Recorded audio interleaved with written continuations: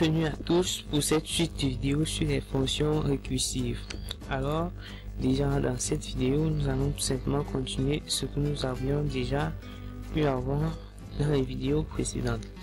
Aujourd'hui, nous allons écrire une nouvelle fonction PGCD en nous basant sur la méthode utilisée dans le tutoriel 4, c'est-à-dire l'écriture accompagnée d'un affichage. Alors, le PGCD, la fonction que je vais utiliser ici est une fonction qui fonctionne comme ceci. Genre, si on veut le PGCD de deux nombres 6 et 4, en fait, d'après ma fonction, pour trouver en fait leur PGCD, il s'agit de faire des soustractions successives, c'est-à-dire on cherche qui est le plus grand et on soustrait le plus petit dans le plus grand, c'est-à-dire 6 moins 4, et de notre côté on maintient le 4.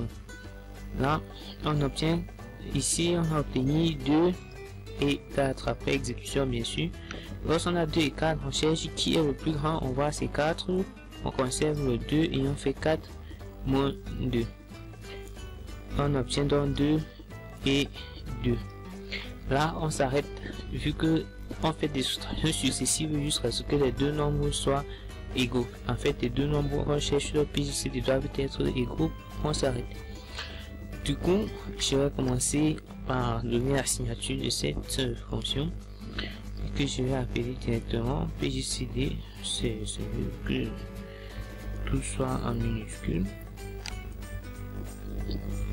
Donc PGCD, sa signature est la suivante. Elle prend deux int, elle prend deux int et retourne également un int. Là on va faire la partie calculatrice et on va calculer en fait on va écrire proprement dit notre fonction qui prend A et B. Lorsqu'on a pris A et B, on regarde si il arrive que A soit strictement supérieur à B, then on va en fait faire PGCD. Bon, ici on est dans la récursivité. Si c'est supérieur, on appellera le PGCD, on appelle le PGCD de A moins B et B. Ça c'était pour la première partie. Dans le deuxième cas, on aura un else if c'est plutôt B qui est supérieur, c'est-à-dire A inférieur à B. Alors on fera toujours le PGCD. Cette fois-ci ce sera PGCD de A et B moins A, vu que c'est B qui est le plus grand. Et on a un dernier cas, c'est le else. Si aucune des deux conditions précédemment écrites n'est vérifiée, on retourne une valeur. Vous pouvez retourner A, vous pouvez retourner B, ça dépend de vous. Là, nous venons d'écrire notre fonction qui calcule le PGCD. Nous allons donc enregistrer et tester cette fonction. On recharge. Nous allons patienter. Là, j'ai oublié d'effacer ceci, c'était pas très prudent. Du coup on enregistre à nouveau et on recharge.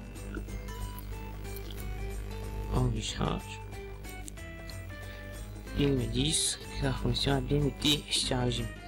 Nous allons donc tester notre fonction PGCD. On lui passe 4, 6 et retourne 2 exactement comme nous l'avions prévu. Maintenant nous allons continuer nos instructions. Là maintenant il s'agit de créer une fonction affiche comme on l'a vu précédemment.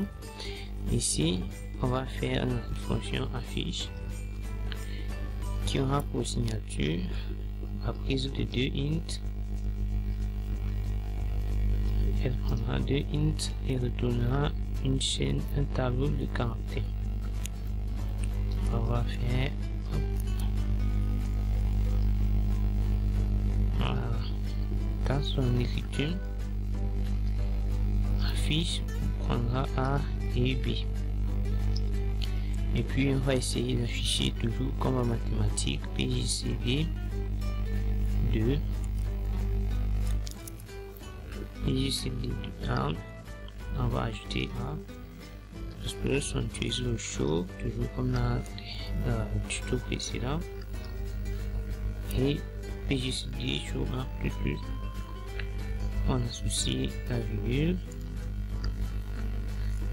et on affiche également B. Là on peut fermer et on dit égal.